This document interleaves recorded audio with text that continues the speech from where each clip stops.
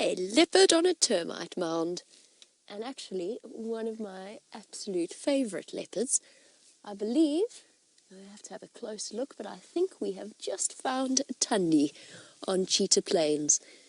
The oldest daughter, the twin sister of Shadow, and the oldest daughter of Karula, the queen that James and Herbert are searching for. Hello, girl. And we actually have Andrew to thank for this, because he said to me there were female leopard tracks coming up from Annette's, which is south of Cheetah Plains, towards Djuma Dam. And lo and behold, here we have Thandi on a termite mound. And I'm very happy that she moved, because if she hadn't moved, I wouldn't have spotted her. Hello, big girl. It's amazing, you can so see the resemblance between Thandi, Shadow, and Karula. Isn't she just stunning in this morning light? She's either got a very full belly, or she's pregnant, which is something we spoke about before. This looks like a combination of the two. We saw her a couple of weeks ago around the Mulwanini, and we speculated that she might be pregnant. Looking at her now, it's hard to tell. Let's just wait for her to move forward a little bit. But she has had a meal recently. That full belly is not just, if she is pregnant, it's not just cubs.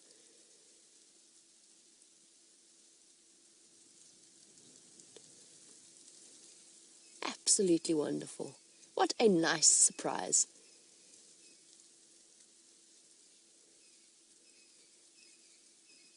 Now, for those of you who are new to Safari Live and our different leopard characters, to see a leopard perched on the top of a termite mound like this is actually a very common occurrence. That's because it provides them with a perfect vantage point. They can scope out the area before they go wandering through. The predator's eyesight is actually relatively good. She's geared towards movement, so they're attracted by movement, just like lions, which is why we always say when confronted with a leopard or a lion on foot, you absolutely never run away from them, because you trigger that instinct within them. So she's scanning, using those hypersensitive ears and nose and eyes, all in combination to see what she can find. Something's attracted her attention ever so slightly.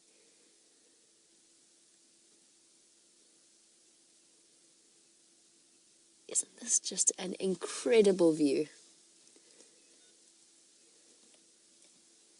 Here you go, the 3-spot pattern on her left-hand side. I think, unless I'm wrong, I think Thandi's 3-3. I never remember the spot patterns, to be completely honest with you. I usually just recognize the leopard just from looking at them and their general shape and face. 3, what have we got there? 3-3. What I'm talking about is the top row of spots on their nose, their whisker spots. Oh, a fly is irritating her.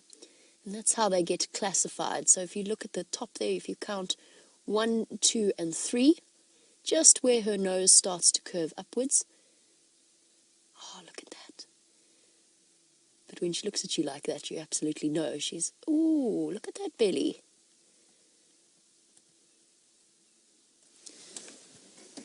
That looks like a pregnant belly to me too. That looks like a very pregnant belly. It's right at the back. Isn't she just glorious in this dappled morning light? What a pleasant surprise. Lovely way to start off a morning. Definitely made the chilly drive to Cheetah Plains 100% worth it. Okay, she is leading us into a tricky block, but we shall you've got that perfect example of what Justin has asked, which is why leopards have that incredibly white tip on their tail. Especially because it shows up so clearly on a leopard. Look at it go. Twitch, twitch, twitch, twitch. So the main sort of reason behind that, most theories suggest it's to help cubs follow their mother. through the bush, kind of like a follow me sign. I'll add to that a tail, in terms of determining a leopard's mood, the tail is one of the most important indicating factors. So a thrashing tail, those of you with domestic cats will know, the tail of your cat will give away its current mood.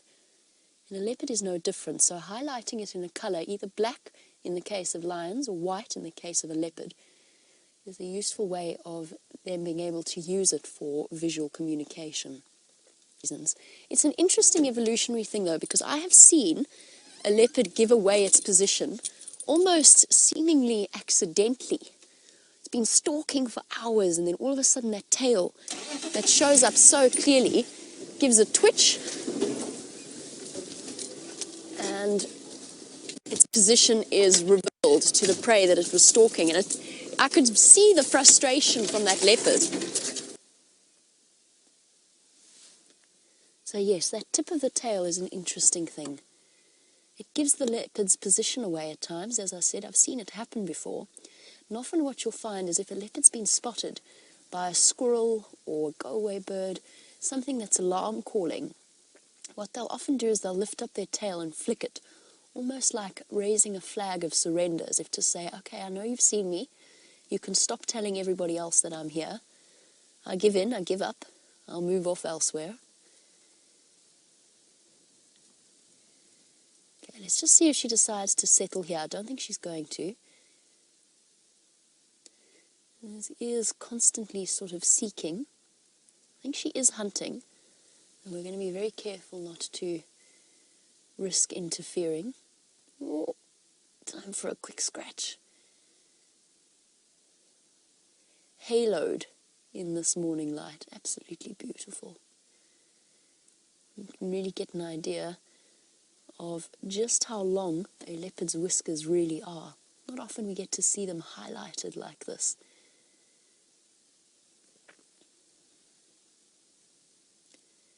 And Thandi must be close to 10. Both of them have had relatively, I think it's just maybe because we compare them to their mom, but both Thandi and Shadow have had relatively unsuccessful attempts at raising litters of cubs. But hopefully this time will be different for Thandi.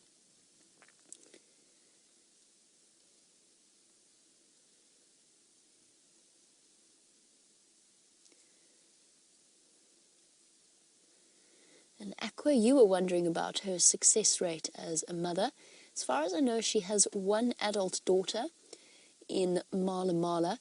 Also heard a rumor that she had a son, but I haven't been able to clarify that. Oh, she's moving very quickly here. So Aqua, a relatively limited success rate. And Deborah, our armchair traveller, you wanted to know what the gestation period is for a leopard and that you've forgotten. You're sorry. Please don't apologise. It's absolutely fine with us. You'll probably find that there are people out there watching that would love to know but are too shy to ask. So depending on the leopard, obviously it differs in the same way it differs for people. But depending upon the leopard, it's usually around 95 to 100 days. Even as early as 90 days, which is around 3 months. Oh, goodness. Oh no, she's now just lying. Hello, girl.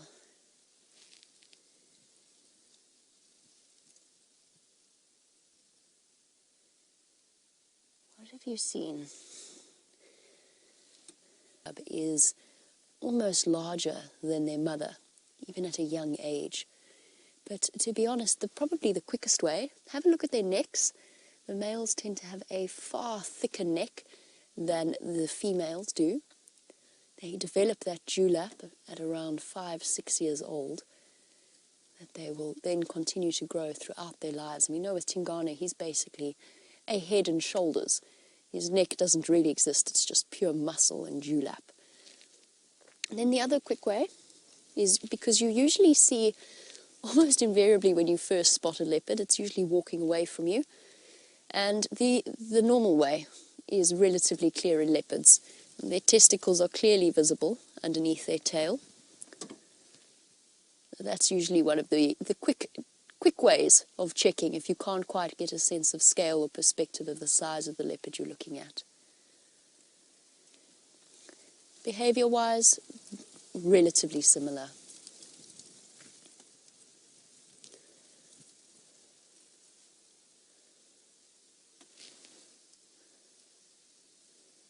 She's settled down. I think there is something in the block. I think the reason for her sudden change of direction and looping around is she spotted something that she wants to hunt, but it's now a game of patience in terms of catching it.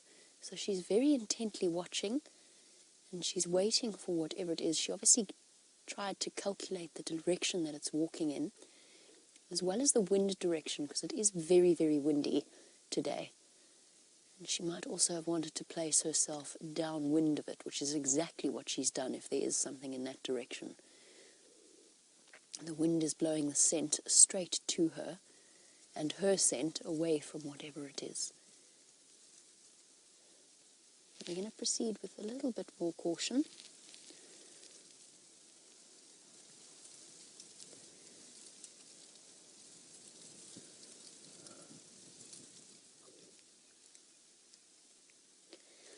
Good morning, Hayden. Hello from Australia, and we all miss you, Hayden. Can't wait for you to come and visit us once again. You're saying you're enjoying watching this magic live from Australia. Isn't it just magical? It's the wonder of going out on a live safari and not really knowing exactly what you're going to encounter along the way.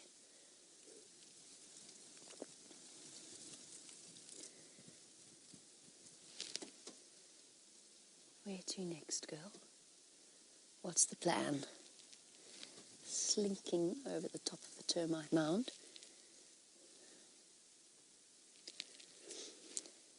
I'm hesitant for now to reposition just because I want to gauge exactly where she's looking and concentrating and what it is that she might be trying to hunt. I don't want to interfere in any way, so we'll just wait and watch and see what she does. Work out a lot from a leopard's behavior and their focus and where they're looking. I think she's just looking for now.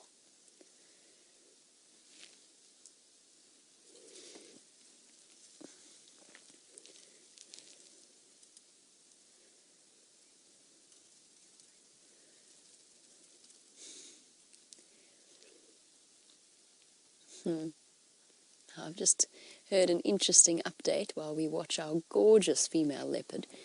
The lion that was shouting all night last night, roaring away right next to our camp, has apparently made his way, having made himself thirsty after a night of calling. He's made his way to the Djuma pan. So for those of you who are watching the Djuma Dam camera at the same time as our live safari, you'll be happy to know that James is on his way there now.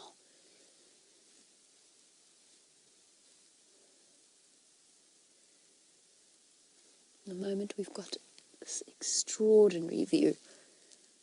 What's there, girl? Are you hiding? Or just finding a comfortable spot? Windy weather to try and listen. There's so many rustles everywhere.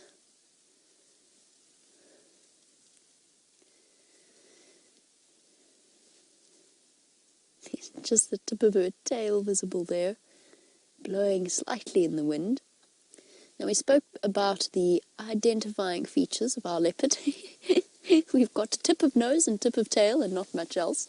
We will reposition in a moment. I just want to watch what she's looking at. James, you were wondering, since there's that case of the lioness with a mane in Botswana. And welcome back. As you can see, we have managed to stay with the lovely Thandi. I have to tell you something. Due to our position, my radio antenna is very much curved backwards in a blackthorn, which means I can't hear a thing that's coming from Final Control. So for those of you that are asking questions, I'm not ignoring you. I'm just in a little bit of a tricky spot right now.